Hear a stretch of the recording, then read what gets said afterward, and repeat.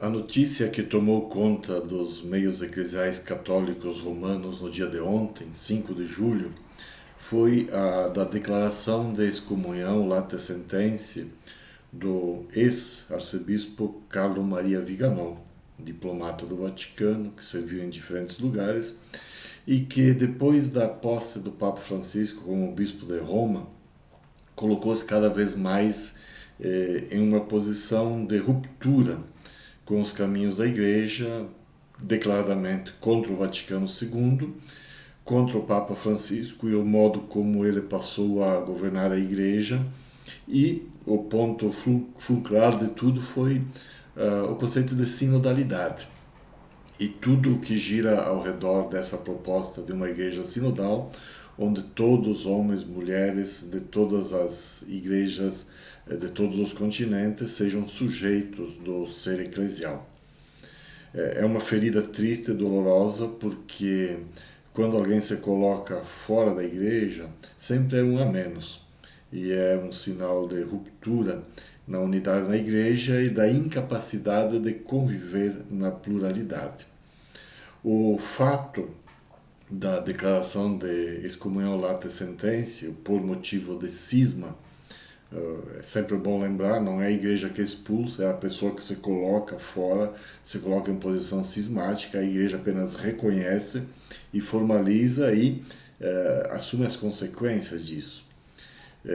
Esse fato me fez lembrar que nos anos 80, 90, até a primeira década do século 21, desse milênio, em torno de 300 teólogos e teólogas, principalmente da América Latina, mas também da África e da Ásia, e alguns da Europa, foram chamados à atenção por quem então governava a igreja e foram chamados à retratação.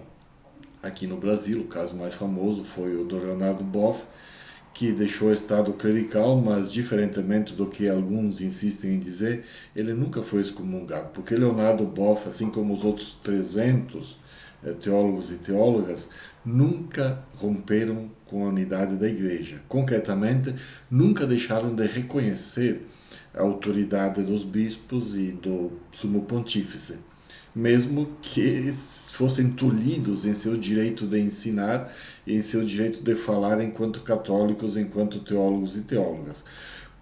Por que é importante chamar a atenção a essa diferença?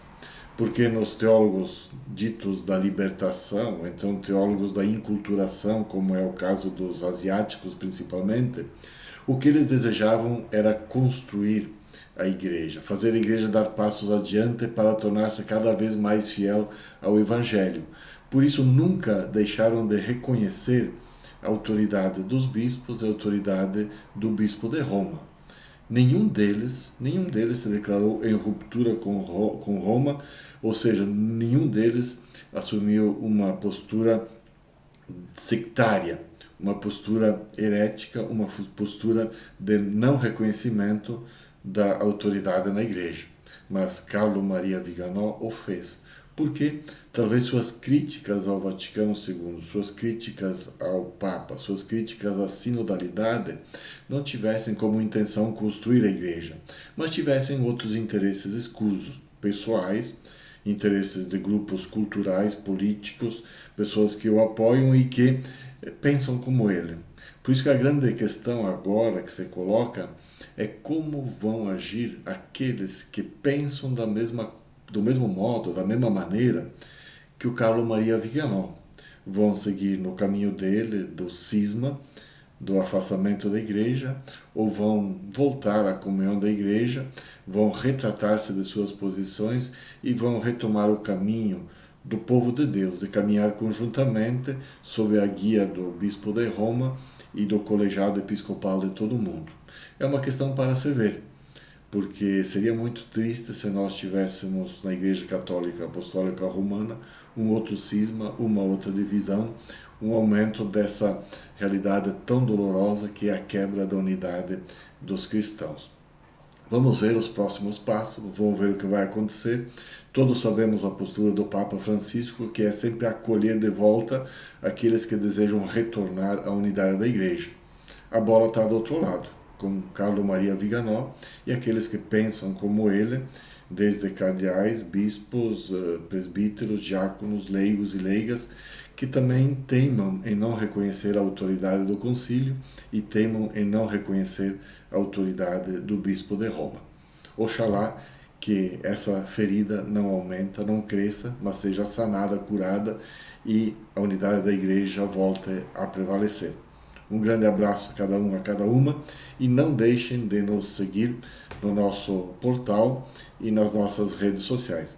Um abraço, bom fim de semana a cada um, a cada uma.